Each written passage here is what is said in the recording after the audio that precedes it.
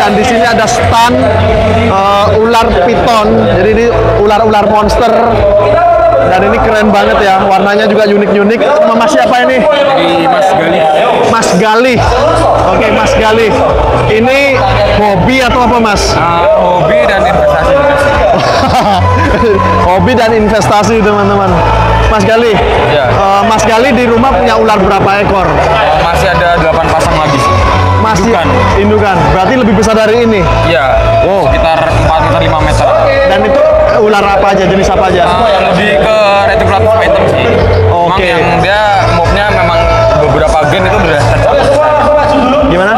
Yang mobnya udah beraneka ragam masuk jadi satu. Oke. Memang unik sekali. Oke, tapi dasarnya semua piton ya? Piton. Piton. Oke. Tempatnya reticulatus python. Oke, di mana itu? Mas? Tempatnya di mana? Itu di rumah saya di Gamping. Daerah Gamping. Daerah Gamping. Itu paling ya gampang aja sih kalau mau ajar-ajar Siap. python gitu. Siap. Apa? Kapan-kapan kita ke sana ya, boleh ya? Boleh. Oke. Pokoknya kita tunggu di farm deh. Oh, siap. Nah, Mas, sudah berapa lama sih jenengan tuh melihara ular? Aku melihara ular itu dari 2007. 2007. Itu waktu masih awal banget sih. Ular itu masih belum banyak orang yang tahu banyak piton ini jenis apa, itu belum ada. Masih sedikit lah. Oke. Si peminatnya juga masih sedikit juga. Karena piton itu kan umumnya kan warnanya yang coklat itu iya, aja ya. normal. itu aja ya. Sih. Nah, itu jenengan juga punya itu. Ada. Jadi, yang buat yang normal itu memang buat bahan edukasi. Ini yang normal, ini yang mau. Ini loh, ini yang normal. Jadi kita mainkan genetiknya. Oke, teman-teman, di sini tuh berisik banget ya. Berisik banget. Jadi mudah-mudahan kita masih bisa didengar. Nah, Mas, ini bisa dikeluarin ya? Kita bisa begini ya? Mungkin kita bisa ke dalam aja, boleh? Oh, malah ke dalam aja. Kan nggak usah dibawa keluar. Ke dalam aja. Ke dalam aja. Berdua masuk. Hah? Mau masuk berdua. Oke, kita masuk. Gak apa-apa. Oke, teman-teman, kita coba masuk. Ini. Nah, teman-teman, ini. Mungkin maju.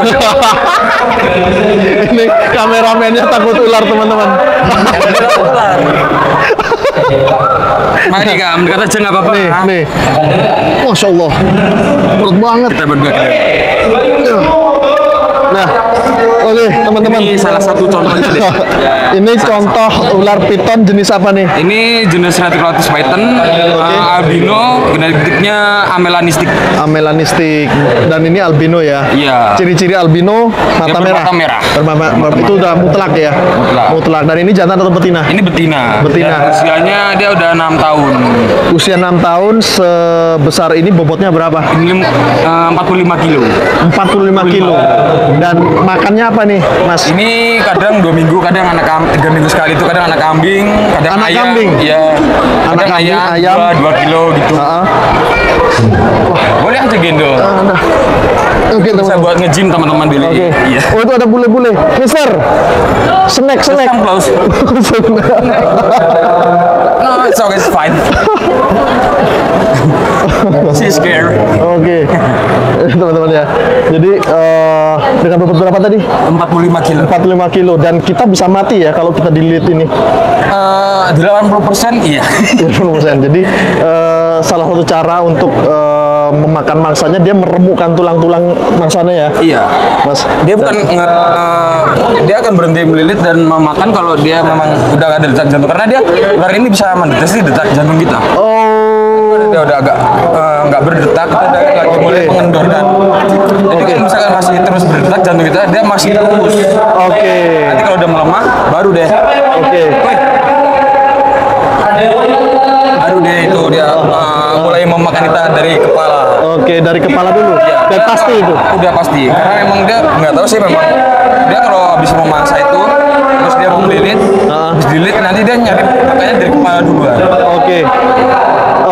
Dan dia berapa kali sekali, Mas, makannya? Makannya itu cukup 2 minggu sekali aja sih. 2 minggu sekali dengan bobot segini ya? Iya. Dengan bobot segini.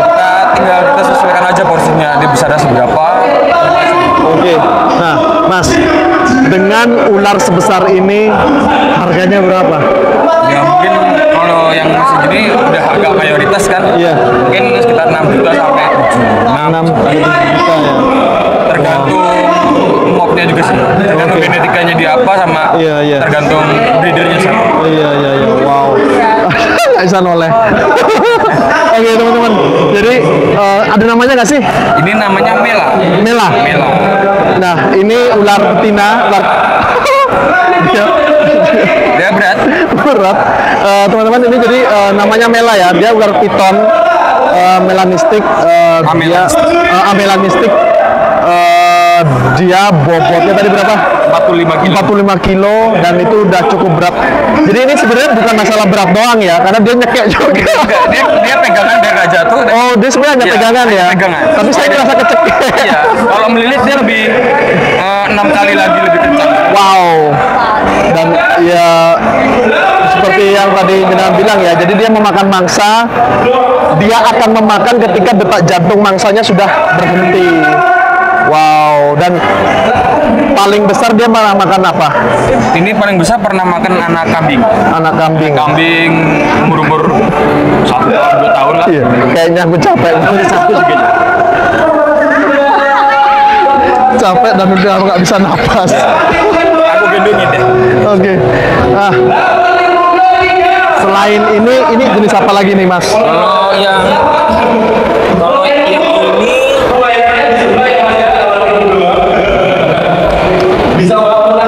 yang ini ini sama, ini Reticulatus python. Oke. Cuma dia genetikanya dia lavender karena di sini ada semi ungu. Keungu-unguan ya. Oke. Dia lavender dan ini jantan. Ini jantan. Ini jantan. Umurnya masih 4 tahun. Oke. Kemarin kan kita sempat ngobrol nih Mas ya. Si Mela ini tadi harus kawin dengan jenisnya. Iya, dengan corak yang sama ya, dengan melanistik. Karena kalau dia kawin dengan berbeda jenis atau berbeda tipe ya, berbeda tipe, dia akan kembali ke warna asli normal atau corak biasa. piton kampung ya. Piton kampung ya namanya atau piton apa? Piton sawah, piton sawah. Jadi memang untuk menghasilkan warna yang sama dia harus kawin dengan genetik yang sama teman-teman. Jadi susah nggak sih merawat ular kayak gini? Dibilang susah enggak, dibilang gampang sih enggak. Tapi sebenarnya sih nyantai sih kalau buat merawat kayak ular ini nyantai. Karena kita cuma tinggal bersihin aja kandangnya. Oke. Sediain dia air minum. Oke. Kasih itu aja. Oke. Dan kita nggak perlu harus mantau setiap hari. Iya. Jemur itu enggak. Iya. Jadi lebih ke bisa ditinggal-tinggal gitu. Iya. Susahnya apa Mas? Pelihara ular piton segede-gede ini tuh susahnya apa sih? Tantangannya? Biasanya lebih ke kandang.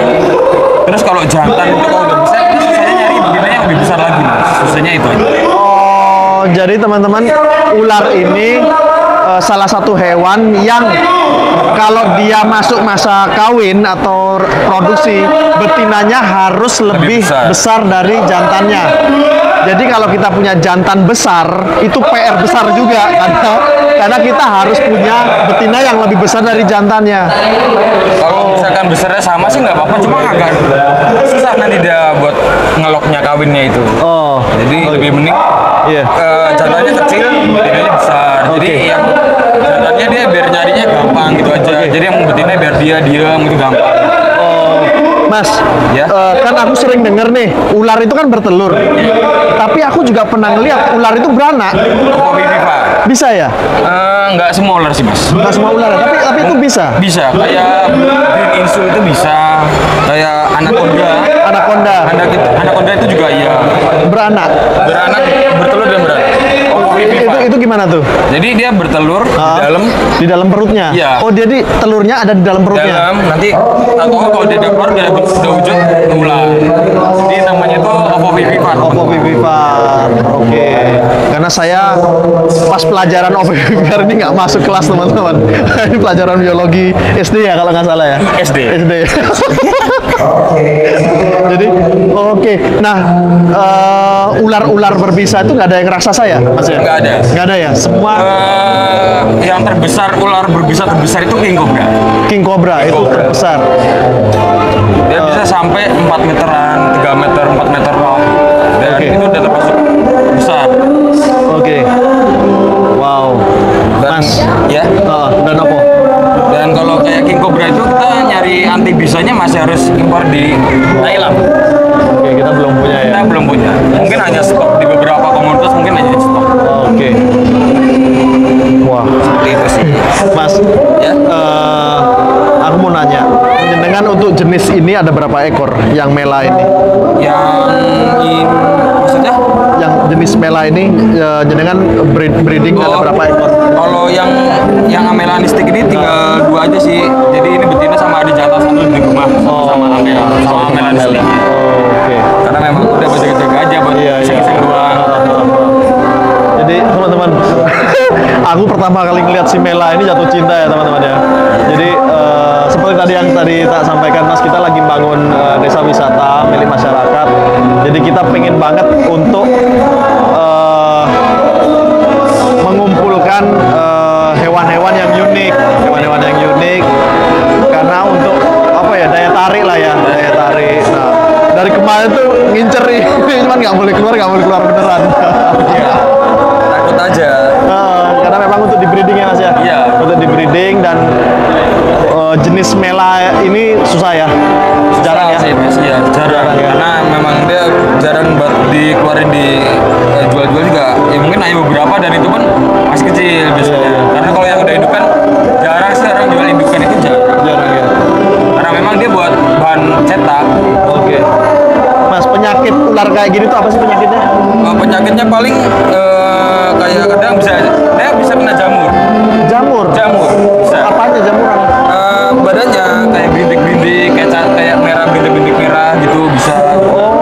Kayak cacar juga bisa. Bisa juga. Ya, biasanya karena kandangnya nggak pernah dibersihin sama sekali. Berarti lebih ke penyakit kulit ya? Iya, ke kulit.